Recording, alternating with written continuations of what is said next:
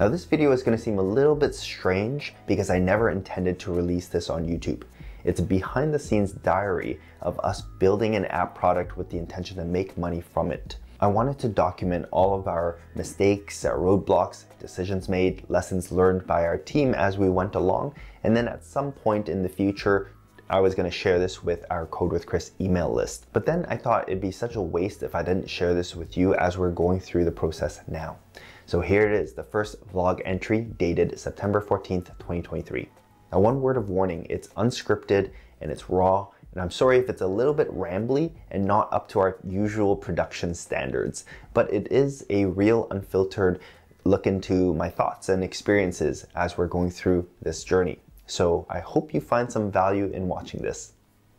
Hello, it's Chris here. So I thought I would start recording the journey and the process of building an app and launching it so that you can get an over-the-shoulder look at what we're doing. And this is as much of an exploration for us as it is for you. But I hope that in recording this, even I can look back at it and learn from any mistakes that we made, relive the emotions and decisions that we made, and so on and so forth. So this is the first sort of like journal entry in this process. And we've come up with an app idea, it's a couple of app ideas. And I want to just go through what my thinking was so that perhaps it might help you in coming up with your own app ideas. First of all, I set a couple of criteria to guide my decision process. A couple of things I don't want to do is to come up with something completely brand new that's not in the App Store, because that to me is the highest risk way of doing it. Because it's never been done, it could either be a grand slam success or it could fail miserably. Also, I want to focus on a small idea, because as a single developer or couple of developers, small team, it's really hard to build a big complex app and make sure that it's bug-free, good user experience, and all of that stuff. And that really plays into the success of your app, I think, because the apps that tend to get good reviews, tend to get repeating users coming back to the app, end up rising in the App Store rankings, which adds discoverability, more people finding your app, and then it snowballs. So I would rather have a smaller app that's very polished and very useful, even if it's like very narrowly, it only does one thing well. I would rather have that than to have some brand new idea or a big app that is harder to polish and there's more testing involved. Okay, so here's my criteria for coming up with an app idea. Again, I'm not saying this is the only way to do it. This is how I went about it. So it has to be something that I'm interested in. This is from experience. If I'm not that interested in the topic of the app, it's really hard to get me to work on something. That's just my personal thing. It's really hard to work on something if I'm not interested in it. And I happen to be very interested in being health, productivity, and just trying to live your best life or being the best that you can and exploring your human potential. So that's the space that I'm thinking in. Because I know that if I can create an app on a topic that I'm interested in, that I can actually use the app to benefit my own day-to-day life, that's a huge driver, because I know that I can use it and it would be like, I would be very happy with this app, even if no one uses it.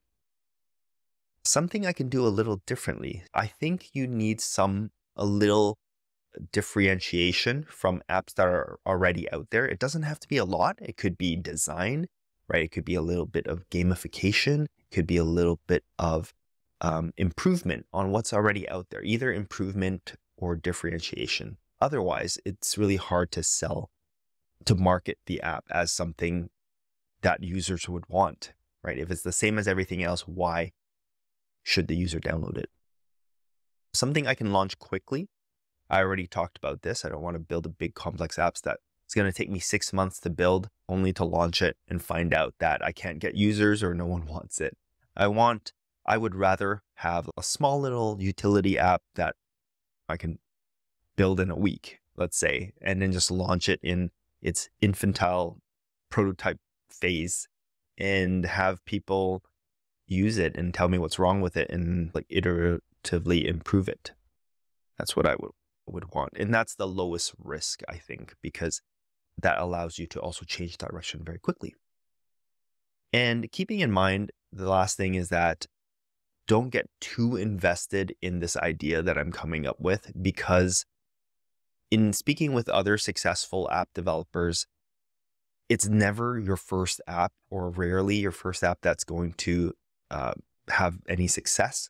It's going to take a few tries, and it's very easy to get, I think, too invested in your initial idea. You think it's going to be the best. You're going to put so much energy behind it. And then when it doesn't turn out like you expected, to get so discouraged and then to give up completely. I would rather keep this in mind. And this sort of goes hand in hand with number 3, right? If it's a small app I can launch quickly. If it doesn't work out, I don't feel like I've lost too much time or energy, and then I can just try something else. So I think finding success in the App Store is about testing out a whole bunch of different ideas and see what sticks. I've seen a company do a stretching app.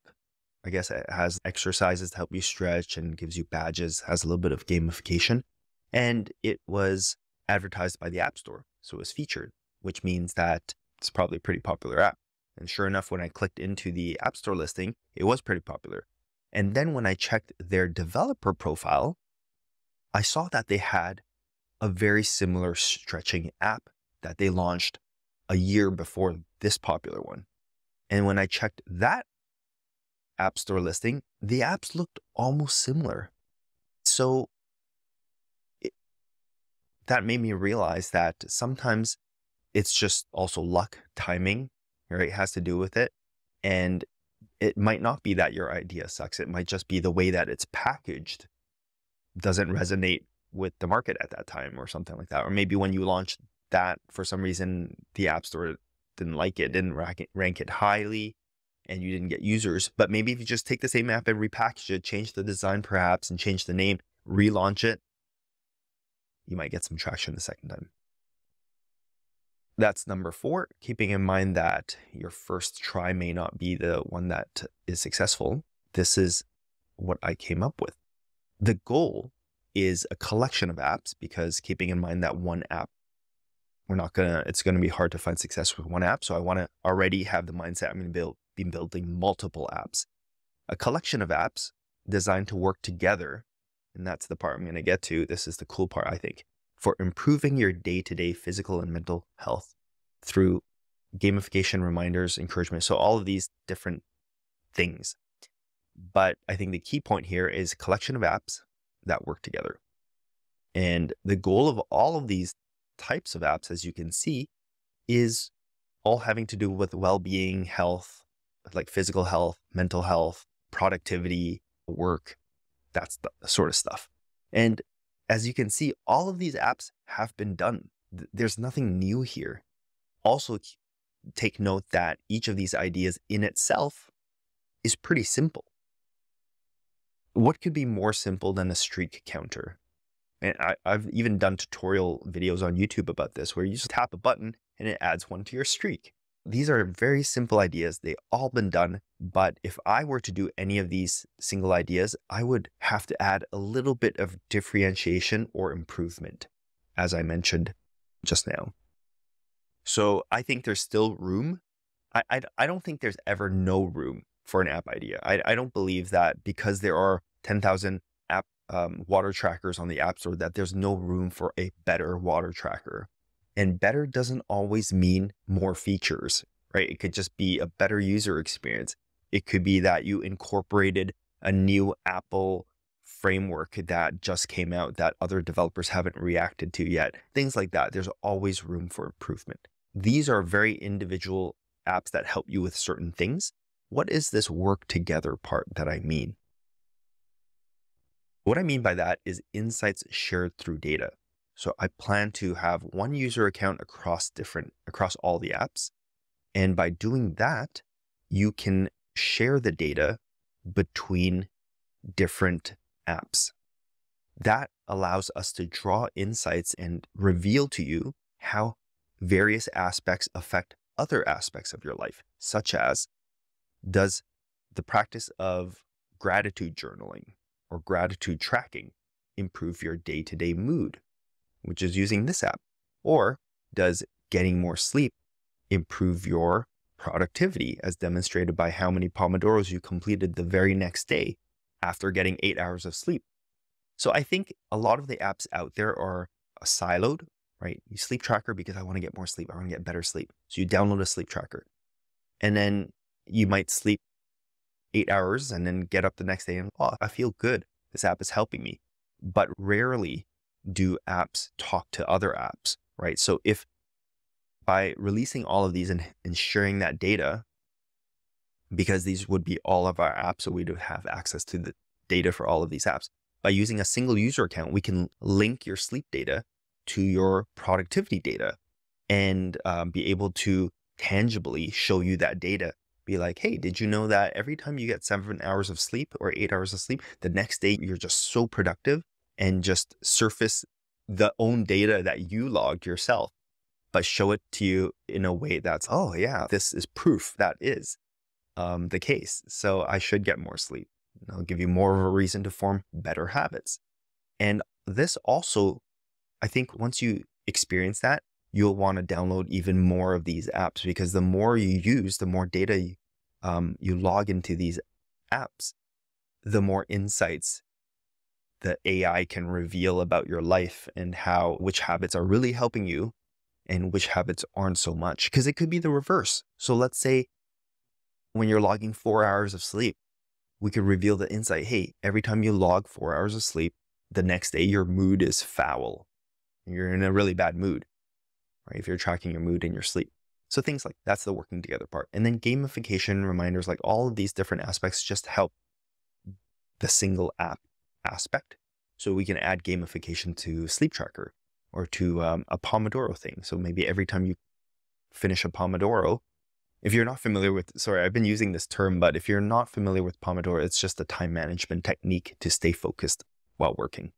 So every time you stay focused, you might get some encouragement or like a little reward or something like that. So these are aspects that would help individual apps. So that's what I said right there. But yeah, I think the cool thing is like the data and the insights. When you add multiple aspects of your life and you try to look at that data as a whole, you can begin to see patterns in your life and how different aspects affect each other. And I think knowing that is very powerful. The apps surfacing that knowledge to you is very powerful, because you can actually act on it. And that's life-changing. So each app is useful on its own, but together they provide a holistic picture of what's going on in your life and gives you tangible data to make decisions about how you want to live your day-to-day life. Yeah, so we just started thinking a little bit. This is just like brainstorming. All of this whole document is brainstorming, actually. Nothing is really concrete, but marketing, some technical challenges. How do we even start to analyze data and draw these conclusions and draw these patterns and things like that? Yeah. Insights engine. We started just thinking about it. So on the team is Joash and Iñaki and JC. That's actually almost all of our Code with Chris team. So we are working on this on the side, in addition to obviously creating the courses, and that's actually more on me and supporting the courses, supporting the students. However, half of my goal is to create these useful products and actually try to make money from it, because I think this is what makes it interesting, and what people deem usually as successful app is how much revenue does it generate? How many users does it have? I want to go through this exercise where we're treating this seriously, learning about how to do App Store optimization and how to improve products and how to get user feedback and things like that. I think that's a really cool thing for us to learn, because that's not something we're super duper familiar with. And the other half of my goal is to allow you guys to see how this process plays out, because I don't think there's a lot of information out there where it is so transparent and honest and real. A lot of guides and articles say, hey, here are the 10 steps to build an app. And I'll be honest, we have a ton of those articles and videos as well. But my goal with this is like, I'm going to be recording these journals and sharing my thoughts and decisions with you as this progresses, so you can really get a behind the scenes, raw, honest look at what it takes. So I'm sure we're going to fail at a ton of things. I'm sure we're going to make a lot of bad decisions, but hey, I think that's part of the process and we can learn about it together. So anyways, I don't want to draw this out too long. I will record another journal entry when I have something else to share. I hope this gives you a lot of ideas and into the process of how you should approach building your own app and come up with your own app idea.